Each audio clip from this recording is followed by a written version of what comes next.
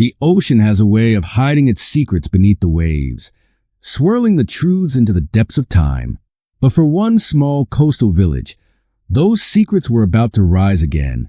It was the summer of 1892 in the misty town of Eldermere, a place where salt spray kissed the craggy cliffs and the moonlight shimmered like silver on the dark waters below. The village bore witness to countless tales of the sea, but none as chilling as the story that would soon unfold. At the edge of Eldermere stood the old lighthouse, a solitary figure guarding the coast like a weary sentinel against the night. The villagers spoke of it in hushed tones, warning children never to wander there alone. They said the lighthouse was cursed, a place where time tangled with the past, and voices from forgotten sailors lingered in the air. It was here that our tale begins. One evening, as shadows danced along the cobblestone streets and the sun dipped below the horizon, a young man named Thomas Ashford arrived in Eldermere. A writer by trade, Thomas sought inspiration for his next novel, hoping to weave a story that would captivate readers far and wide. He had spent years in the bustling city, enveloped by noise and chaos, but now he craved solitude. As he approached the village, the salty breeze whispered promises of adventure and intrigue. The lighthouse, with its peeling paint and sturdy stone structure, stood resolutely against the darkening sky. Its lantern, long since extinguished, seemed to yearn for the light that had once guided ships safely home.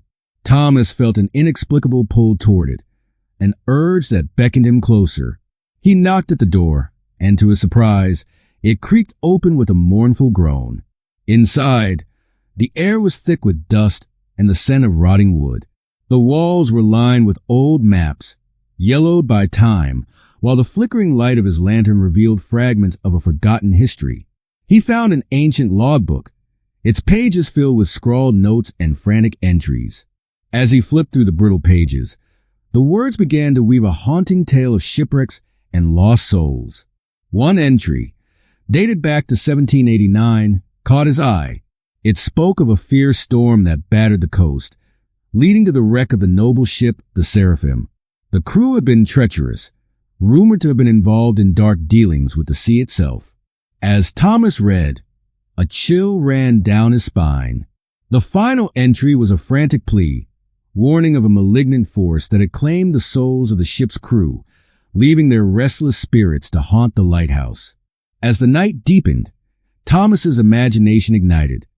He envisioned the storms that raged, the cries of sailors lost to the waves, and the eerie glow of the lighthouse lantern illuminating the darkness. But as captivating as the story was, a sense of dread filled his heart. He decided to stay the night, determined to uncover more of the lighthouse's mysteries. The wind howled outside, rattling the windows like the ghostly fingers of those long gone. As Thomas settled into a creaky chair, he pulled out his notebook and began to write, pouring his thoughts onto the pages. With each stroke of his pen, he felt himself slipping deeper into the past. But then, a sound interrupted his concentration, a soft whisper that floated through the air, as delicate as a feather but charged with an unshakable tension. "Help us!" The voice was faint, yet it stirred something deep within him, urging him to investigate. He rose to his feet, lantern in hand, and followed the sound up the narrow, spiraling staircase that led to the lantern room. As he climbed higher, the air grew colder, and the whispers grew louder, swirling around him like a storm. Each step felt heavier than the last, weighted by the presence of unseen eyes.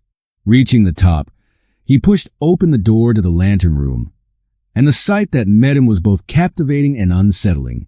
The room was bathed in a ghostly glow, the moonlight spilling through the glass panes. In the center stood a figure, translucent and shimmering like mist. It was a young woman, her eyes filled with sorrow and longing. Thomas felt his heart race as he realized she was one of the spirits from the old logbook.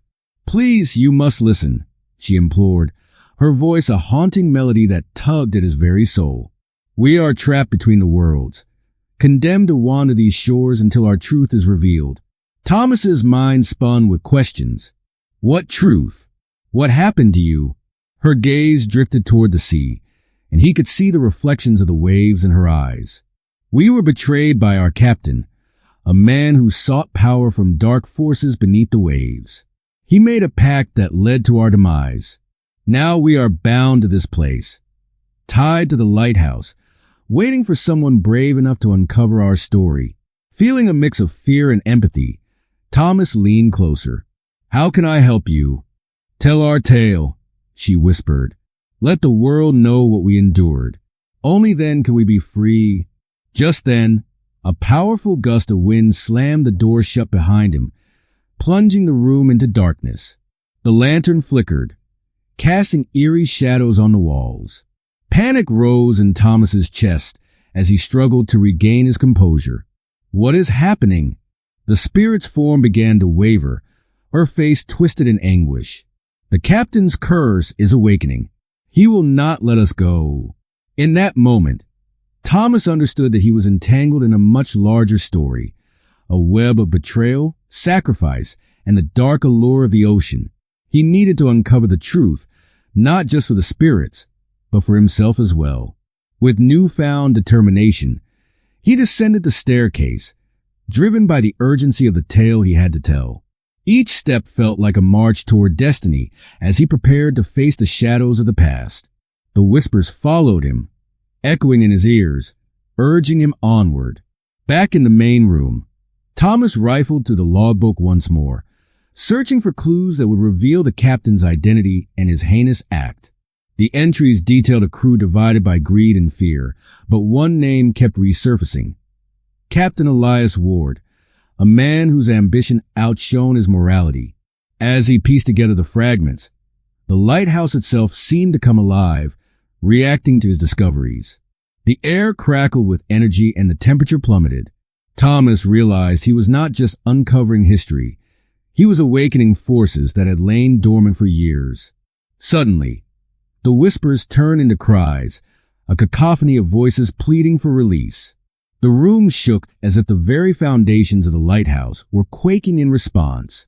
Darkness seeped in from the corners, tendrils of shadow coiling around him. Thomas felt an overwhelming sense of dread but pressed on, determined to finish what he had started. He returned to the lantern room, the spirit waiting expectantly. "What have you found?" she asked, her voice trembling with hope. "Captain Ward," Thomas began, trying to steady himself. "He betrayed you.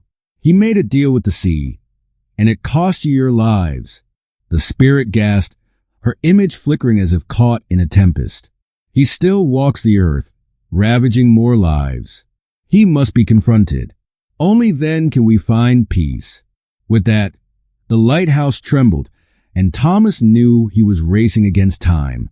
Guided by the spirit's whispers, he ventured down from the lighthouse, clutching the logbook tightly. He had to find Captain Ward, the man who had set these horrors in motion. But how could he confront a ghost of the past?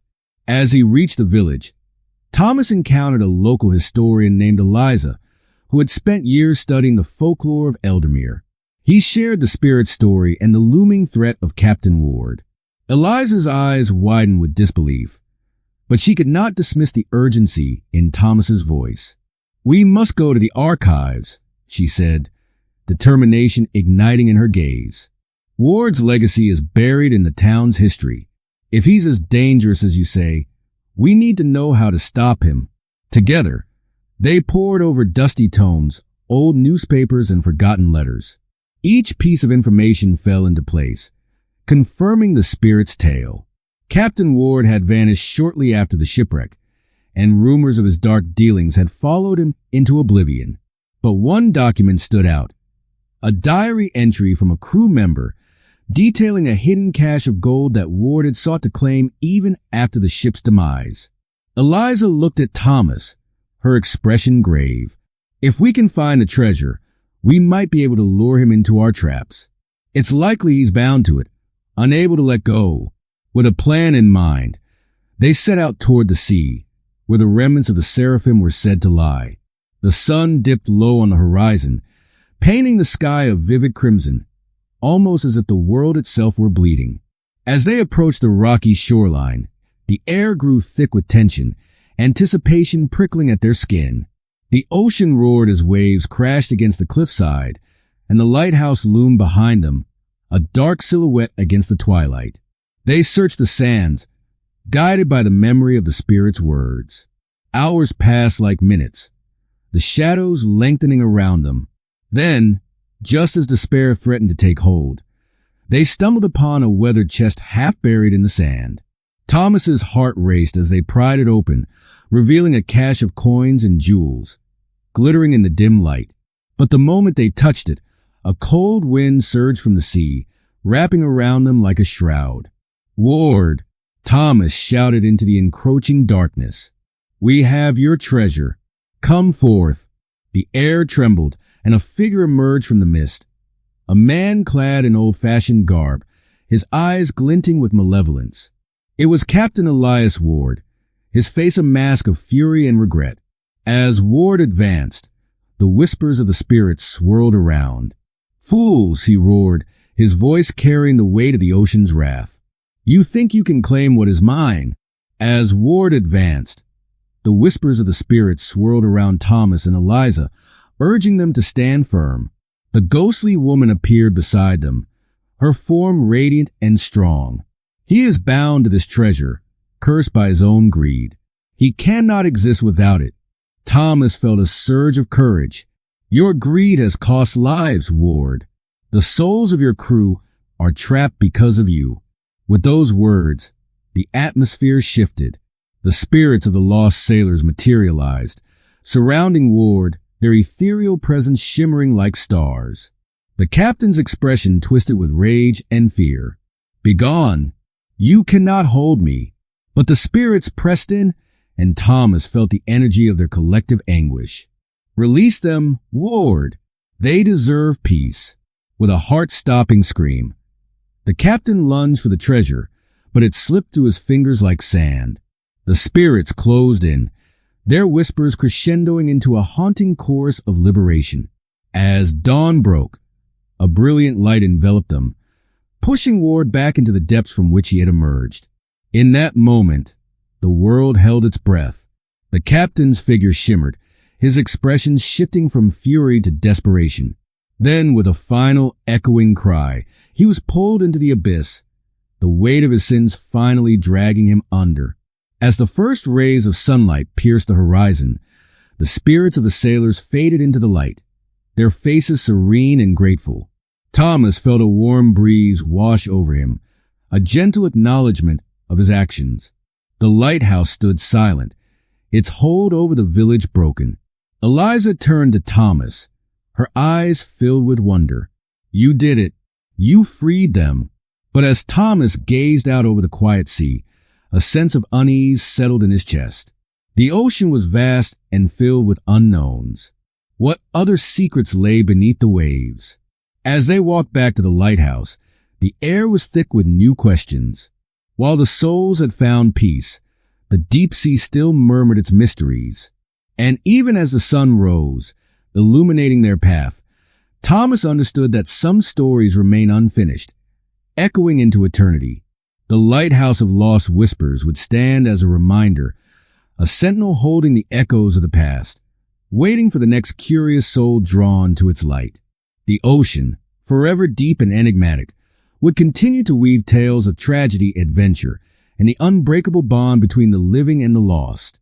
As Thomas Ashford returned to his writing, he realized that the greatest stories were those that mirrored the complexities of the human experience, filled with hope, despair, and the unquenchable thirst for the truth.